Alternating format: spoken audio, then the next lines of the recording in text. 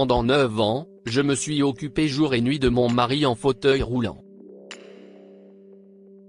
Un jour, je suis rentré plus tôt du travail et je l'ai vu se tenir debout.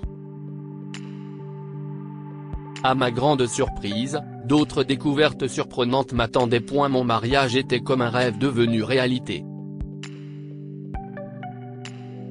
Lorsque Christian et moi avons échangé nos vœux et nos alliances, nous étions ravis de commencer un beau chapitre ensemble.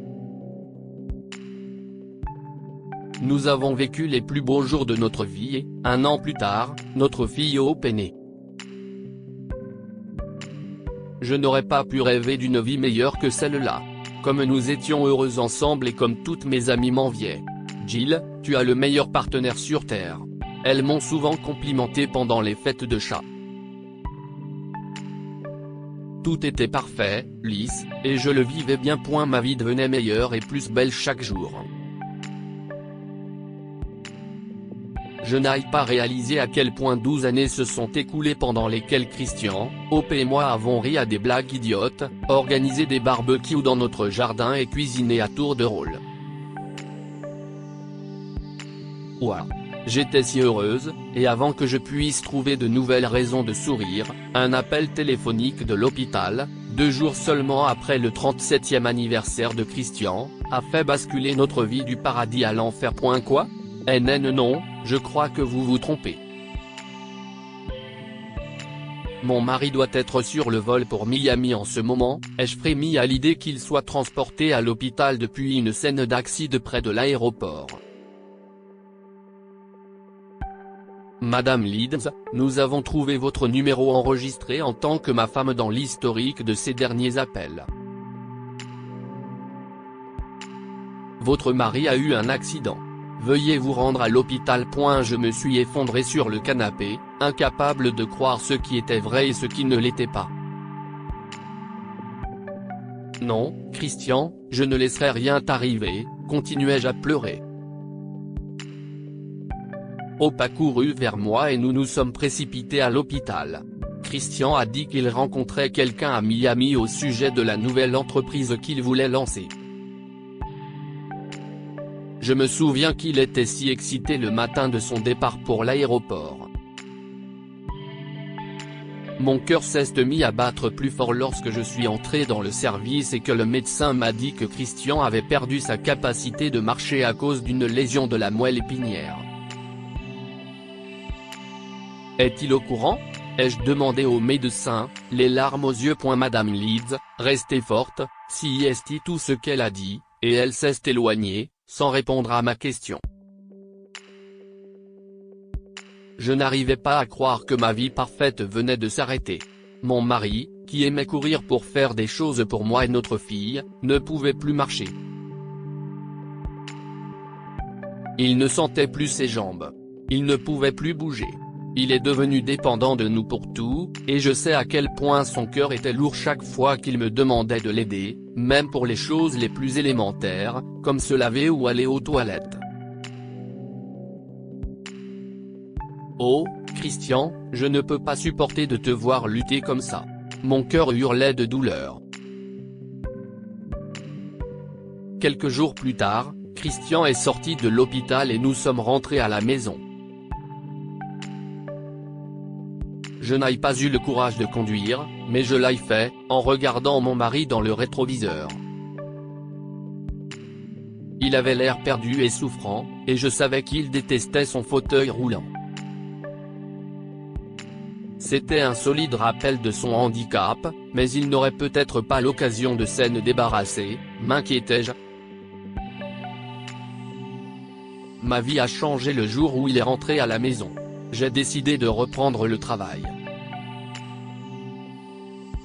J'étais employé de bureau dans une entreprise privée et j'avais quitté mon emploi après le mariage. Mais maintenant, j'avais besoin d'une source de revenus stable pour assurer le bon fonctionnement de notre foyer. Je ne voulais pas que Christian ait l'impression d'être un fardeau. Ce n'était pas le cas. Pas du tout. Il était et sera toujours l'homme de notre vie. J'ai continué à chercher un emploi convenable pendant des semaines. Je savais que Christian était bouleversé, mais je ne voulais pas l'accabler. J'ai ensuite trouvé un emploi dans une société d'exportation et j'ai commencé à gagner de l'argent pour m'occuper de ma fille et de mon mari. J'étais le seul à subvenir aux besoins de la famille. Il n'y avait plus de fêtes ni de sorties amusantes avec mes amis. Fini le shopping et les soirées cinéma. Fini les vacances et le football. J'ai même caché le ballon car je ne voulais pas que quelque chose rappelle à Christian son handicap. Je voulais seulement qu'il se sente normal et qu'il s'accepte. Peu à peu, j'ai été accaparé par le travail, trop souvent, mais le fait d'être l'unique principal soutien de mon mari m'a apaisé le cœur. 5 autres années se sont écoulées. Je commençais à paraître plus âgé que mon âge.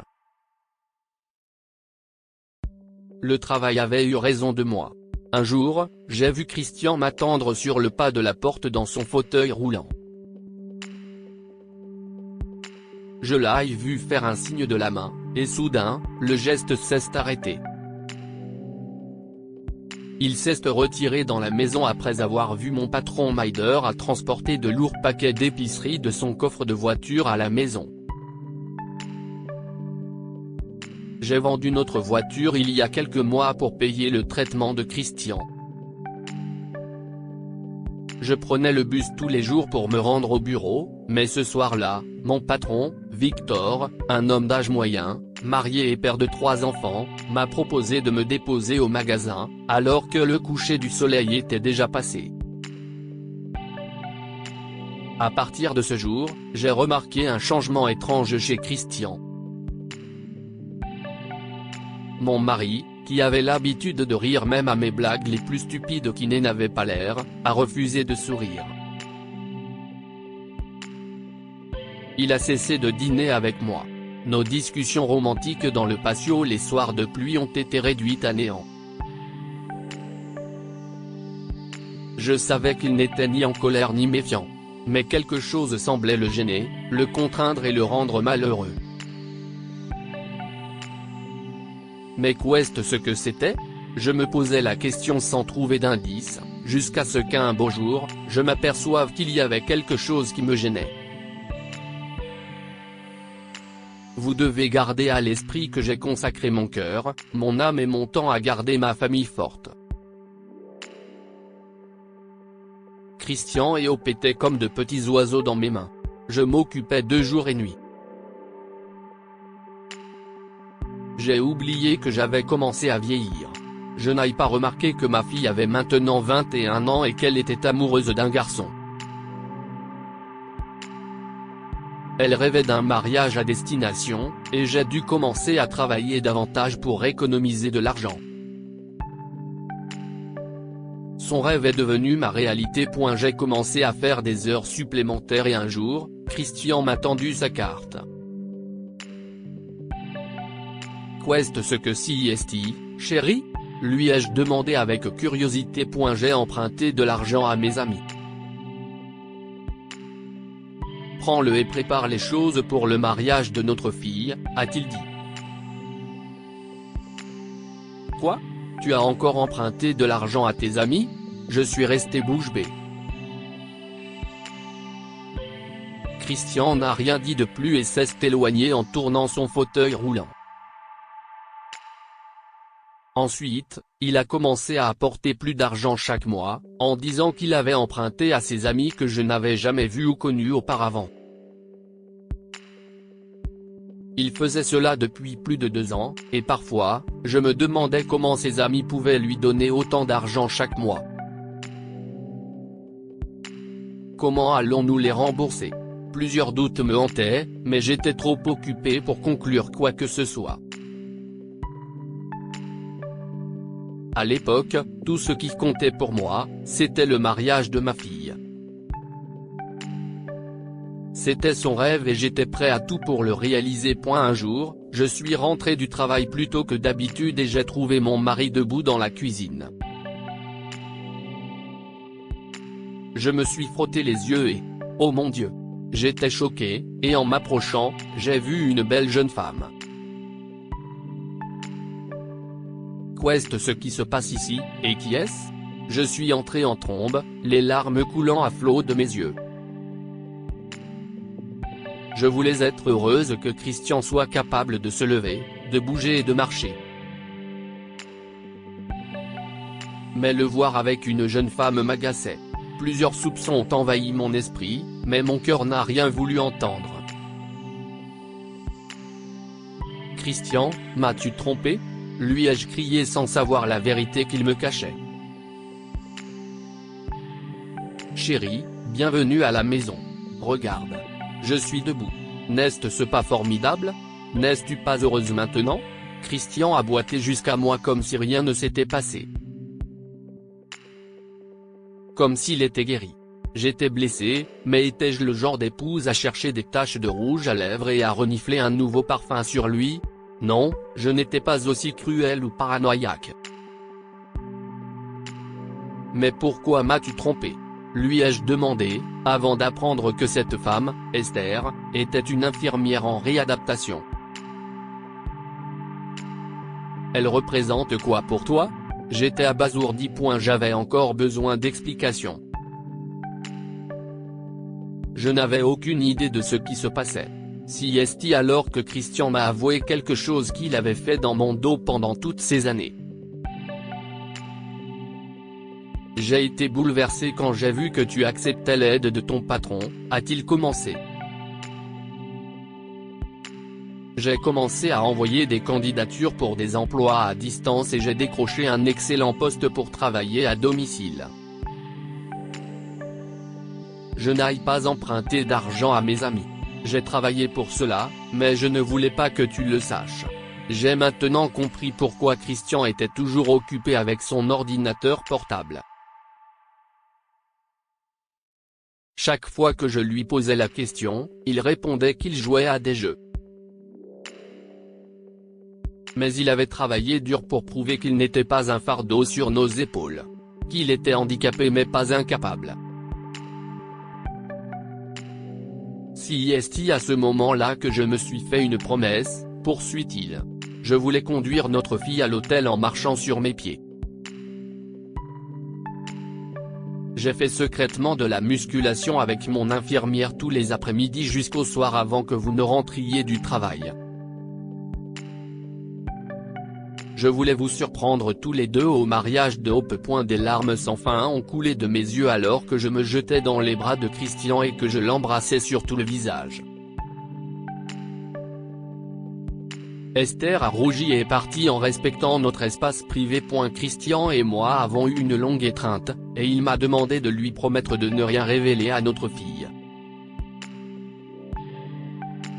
Nous avons attendu son mariage et le grand jour est enfin arrivé. La pauvre Hope n'avait aucune idée de la douce surprise pleine d'émotions que Christian avait imaginée pour elle ce jour-là. Enfin, au mariage de notre fille. Les invités ont afflué dans l'église lorsque le prêtre a commencé la messe de mariage. Peter, le fiancé de ma fille, et les autres attendaient avec impatience qu'elle apparaisse dans sa robe de mariée de conte de fées. « Maman, je m'occupe de papa à partir d'ici », dit-elle péniblement, cachant ses larmes, en marchant derrière le fauteuil roulant de Christian et en commençant à le pousser. Puis soudain, « Chérie, arrête-toi une seconde », a ajouté Christian. Je savais que ce serait une explosion d'émotions et de larmes pour la fille et le père. Je me suis mise à l'écart et j'ai gardé les mouchoirs à portée de main. Alors que Hope semblait perplexe et que les invités se retournaient, Christian s'est levé du fauteuil roulant et a passé le bras de Hope sous le sien. « Nous allons marcher, ma chérie ?» dit-il alors que Hope restait bouche bée. Elle n'arrivait pas à comprendre la plus grande surprise de sa vie. Hope a crié si fort que tout le monde était ému aux larmes. Comment ai-je pu retenir mes larmes? J'ai pleuré dans un coin jusqu'à ce que Christian m'appelle et nous prenne dans ses bras. Le prêtre a repris la messe et Christian a conduit notre fille dans l'allée. C'était le moment le plus précieux de notre vie. Le père qui a appris à sa fille à marcher a fait avec elle les plus grands pas vers sa nouvelle vie. J'ai pleuré et j'ai trempé au moins une douzaine de mouchoirs, mais ces larmes n'ont pas cessé de couler. On ne peut jamais retenir des larmes de joie, n'est-ce pas? Aujourd'hui, cela fait 6 ans qu'elle s'est mariée et ma fille a la chance d'avoir 3 enfants. Christian et moi sommes grands-parents. Que pourrions-nous demander de plus? Le bonheur est revenu dans notre vie à un moment où je pensais que tout était fini. Les miracles existent, et je peux être témoin du mien tous les jours. Mon mari, Christian, est le plus grand miracle de ma vie. Que feriez-vous si vous étiez à la place de mon mari? Vous sentiriez-vous déçu après qu'un accident vous a rendu invalide, ou braveriez-vous la tempête et vous battriez-vous? Et jusqu'où iriez-vous pour être un rayon de soleil pour votre famille? Cette histoire est inspirée de la vie quotidienne de nos lecteurs et rédigée par un écrivain professionnel. Toute ressemblance avec de véritables noms ou lieux est une pure coïncidence. Toutes les images sont utilisées uniquement à des fins d'illustration. Partagez votre histoire avec nous. Elle changera peut-être la vie de quelqu'un. Si vous souhaitez partager votre histoire, envoyez-nous un mail à info@amomama.com.